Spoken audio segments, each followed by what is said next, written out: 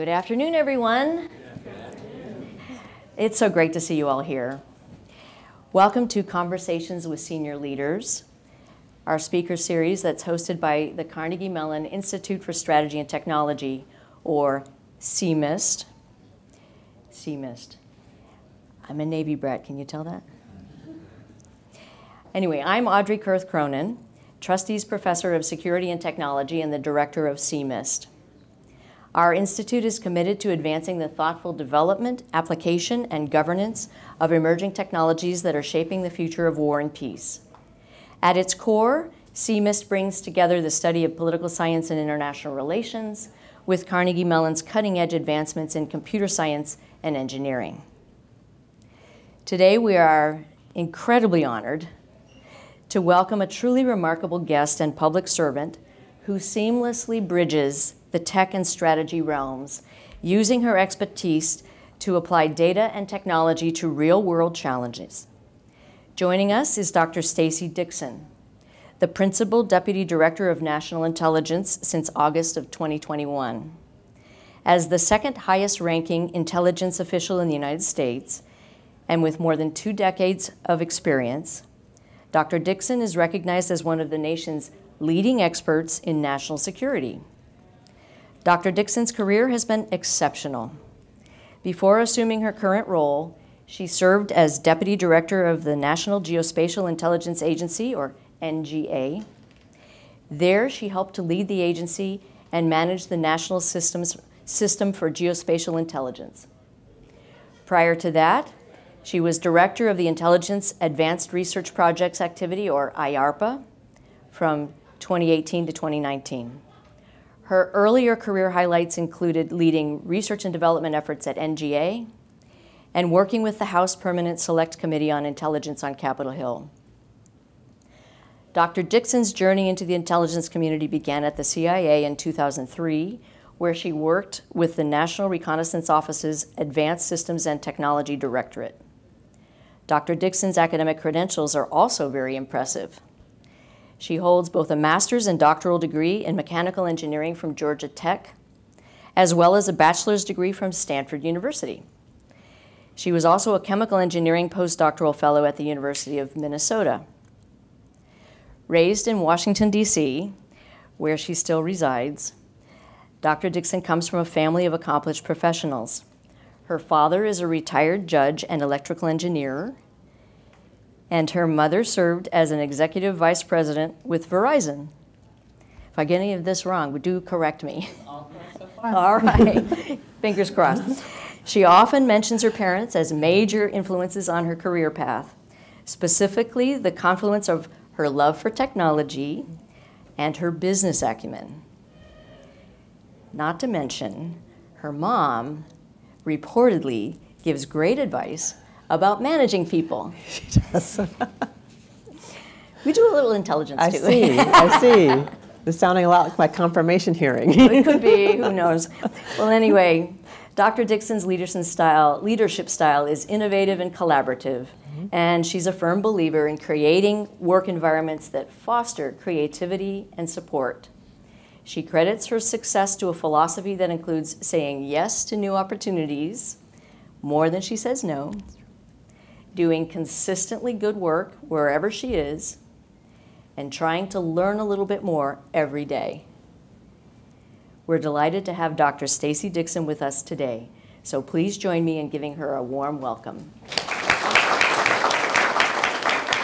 That was lovely. It's so much better than the standard reading the bio that's on the website, so thank you for that extra work, to whoever did the research. My team is awesome, but thank you. All right, well, we're just so happy to have you here, and we just want to learn a little bit more about what you do every day and the mission that you're dedicated to. And we have a lot of people in the audience who are very interested in public service and trying to understand what the opportunities are in public service. So those are the themes of the things that I'm hoping we'll talk about. Great. But let's start. Just last month, you celebrated 3 years since your Senate confirmation as Principal Deputy Director of National Intelligence in the Office of the Director of National Intelligence. It's easier to say PDD, anyway. At least I got it right. Yes. Yeah. Given the changes in domestic politics and the dramatic shifts in geopolitics since you began, what has your tenure been like so far? Especially in such a fast-paced world, how do you keep yourself focused? What kinds of strengths do you draw on to try to manage this complex environment? Oh gosh, that's like 3 questions in one. Okay, so I'll give you, the context is this. So when I arrived in August of 2021, it was literally a week or 2 before the Afghanistan withdrawal.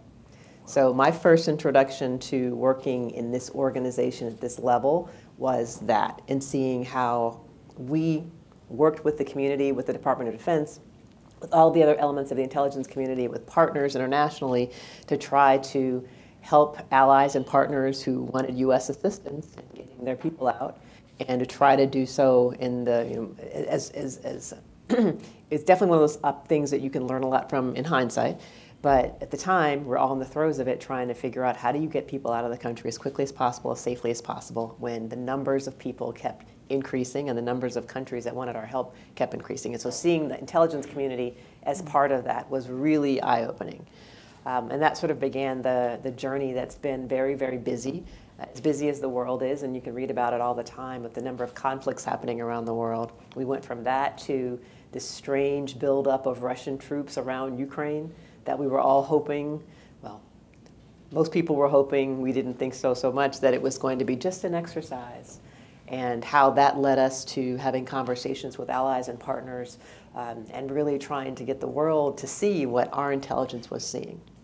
So it has not slowed down at all. It has been a number of conflicts, and even those individuals, you're used to a situation where you may have a conflict or crisis that lasts for a period of time.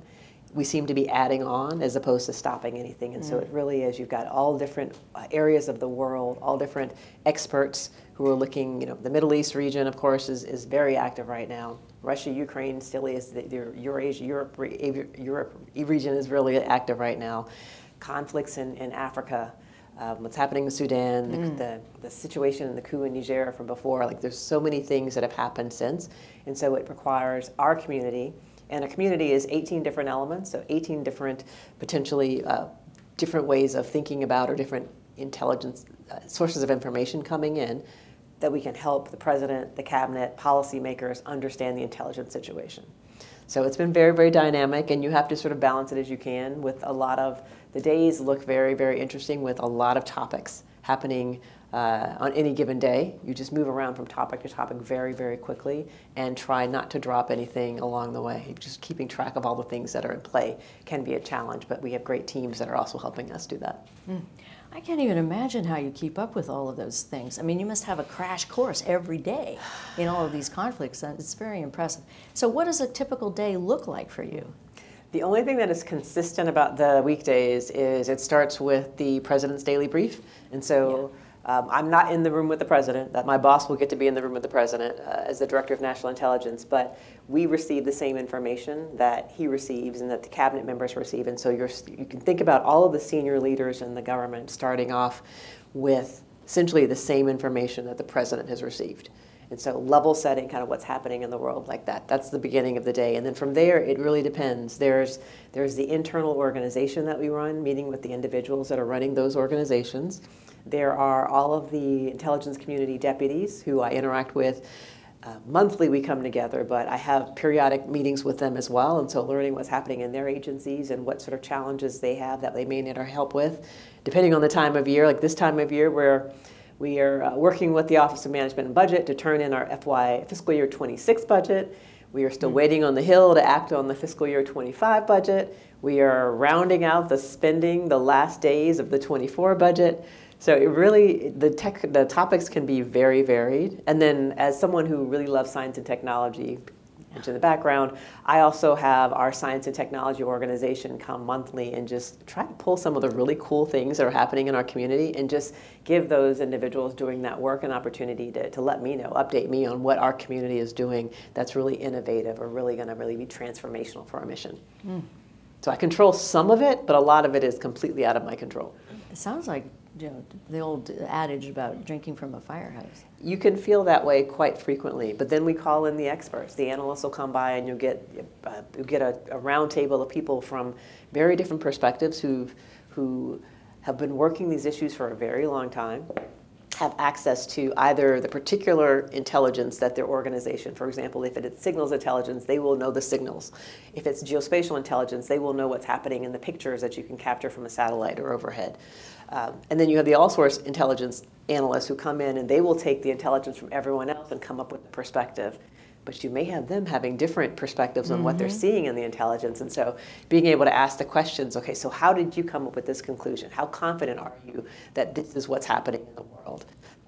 What do you think might happen next? That's always one that gets them, because sometimes it's about, you know, trying to predict and forecast, and everyone wants to know and have as much time as possible before a thing happens.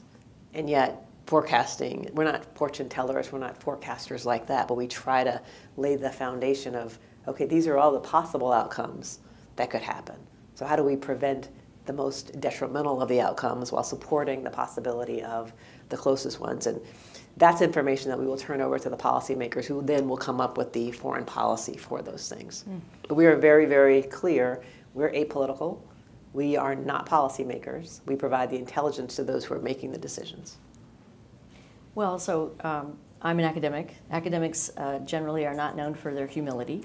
So let me just ask you, where do you feed in sort of the academic community to this incredibly big amount of information that you have, or do you? We absolutely do, and are looking for more ways to do so.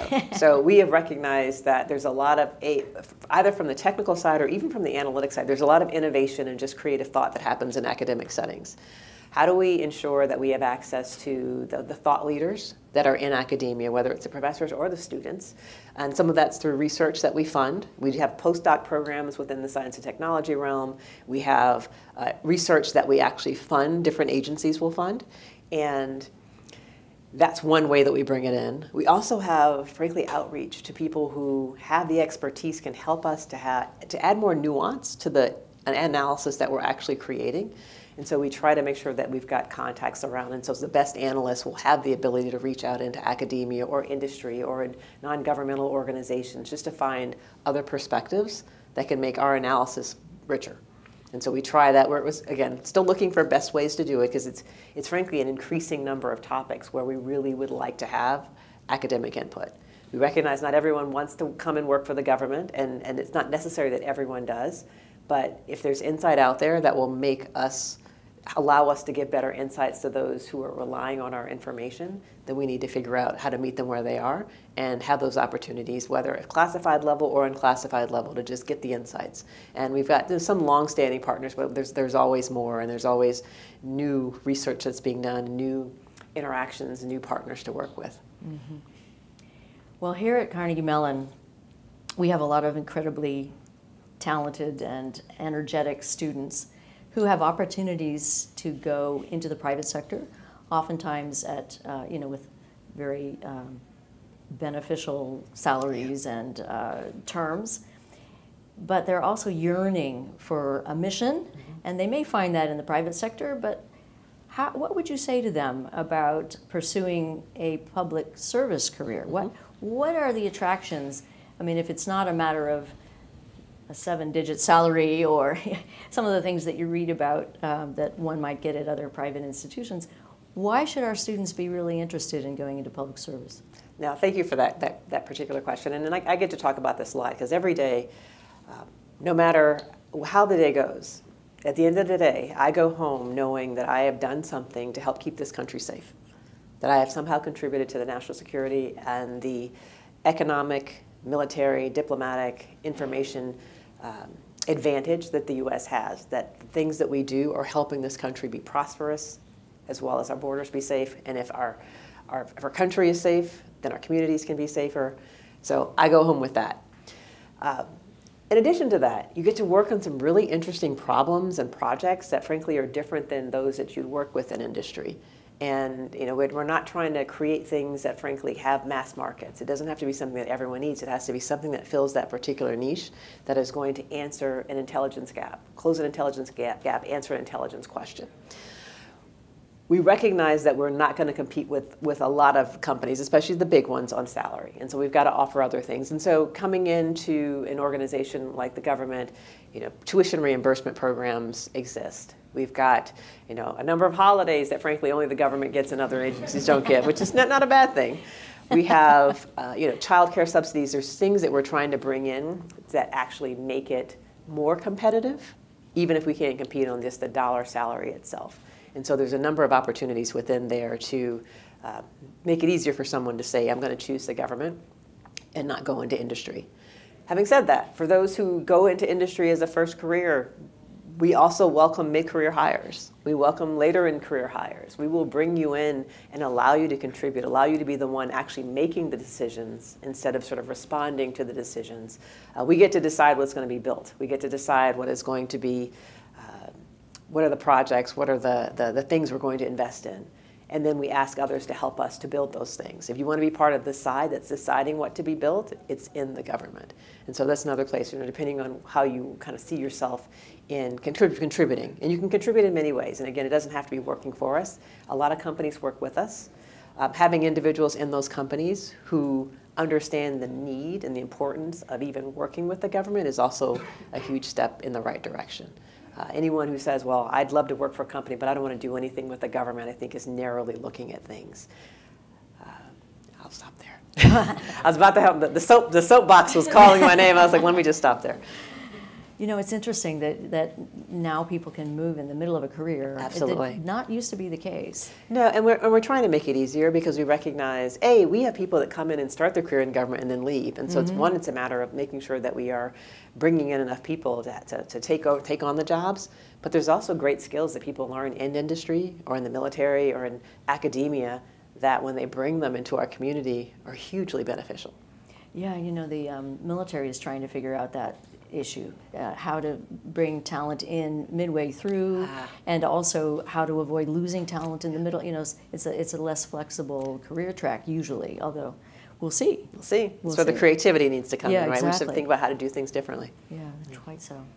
All right, well, you're trained as an engineer, and one of the things that we know from the scientific method and from engineering and all other types of computer science, there's failure a lot. You learn from failure. But it's harder in government, isn't it? I mean, because if you have failure, there are political impacts of such failures. So my question is, how do you build a culture that learns from, that acknowledges first and then learns from failure? This is a great conversation, and I'll start from the sort of the science and technology side. When I was at IARPA, we would encourage our program managers, you want to fail, we want more failure. If we have too many successful programs, it means we're not being ambitious enough, we're not setting the targets hard enough and high enough, or it's not making things sensitive enough. Whatever it is, whatever the goal is, we're not setting that as aggressively as we could. However, no one wants to be in the program that fails. That's just human nature. Everyone wants to win, no one wants to lose. And so you got to change the mindset. The only failure that's a really bad failure is one that could have been preventable because we could have done things differently, or we could have learned from something else that happened before and not repeated it. So prudent failure is a good thing. Learning from failure is an absolute must, and even learning from things that are more challenging than they need to be. If you're an example, like I may have a project that I did in 6 months that I thought I could do in 1 month. It may have been successful 6 months later, but I should learn why it took me the additional 5 months. And so if we end up being in a community that frankly learns from both the successes and the failures, it might be easier to focus ourselves on learning from the failures. We had the added, I'll say, benefit of oversight, and oversight generally asks us a lot of questions when there are failures or perceived failures. And so we have to go back and look, but it's much better when we choose to do it on our own, when we go and actually do the work to figure out, all right, how did we get to here? What were our assumptions going in? What will we do differently next time this happens? Because there generally will be a next time. So how do you make sure that you don't make the same mistakes twice? How do you make sure that you're talking broadly to others who potentially could find themselves in the same situation so they don't make a mistake just by not knowing that you made a mistake before? And so it's a continuum. It is hard. I have not yet discovered that, we thought about creating a great award, about some sort of award with a catchy name. No one wants that award, right? No one really wants to be in the biggest failed. failure award? Is Exactly, right? I mean, and I think there should be an academic journal that publishes on about all the things that didn't work. That one would be great, but who wants to be in that one, right? That's a very good point. So as a community, I think this could, even in earlier in educational periods, people could learn these skill sets a bit more. So it's not so hard when you're sort of in your career and you're the one that's now facing it. But I'd rather someone come tell me something's not going well when I have an opportunity to do something about it than to wait till the very end and then deliver something that is just not successful. Like, give yourself the best chance of recovering from something that's not working well by recognizing that early and asking for help. That's the other side of things. Nothing wrong with asking for help. That sounds like really good mentorship. Yeah, I would say so. And then some people are much better at it, and some people have unfortunately learned because they've had bosses who have not welcomed feedback or welcomed bad news, that keep plugging at it, try on your own, and then when you get a boss who actually wants to assist you and help you, it can be a very hard thing to recognize that actually, no, this isn't a trick. We actually do want to help you through this part. And so it's just a matter of knowing who you're working with, knowing when it's a safe place to get help and when it's not, and adjusting accordingly. But definitely, if you're in a situation where you've got people who are willing to help you, let them help you. Great. Well, as AI and machine learning tools evolve, I'm thinking about how they are transforming intelligence. How do you ensure that AI is used responsibly and also ethically in such a high-stakes environment like the intelligence community? In the intelligence community, I would say we are taking a measured approach. We are not in general, we are not the first ones running in and automatically going from something that's sort of been proven in research and automatically going and operationalizing it. We will take our time to make sure that we're doing it smartly because the implications of getting it wrong are high. Having said that, I also have a lot of members of the larger intelligence community workforce who are the early adopters. They are going and finding small things that they can do and bringing the technology in and trying it out. Sometimes outside of work, and sometimes even finding ways to do it inside work to figure out how can this help our missions. And I applaud that, and we want to encourage that. But we've got to be very, very careful when we bring in tools that were developed outside of our control and knowing that it's not going to compromise our systems in any particular way. And so we'll take measured steps. We also have a tremendous amount of data that has been collected for decades in every format, in every discipline you can think of. What we don't have is data that has been collected and triaged and curated to be useful for AI.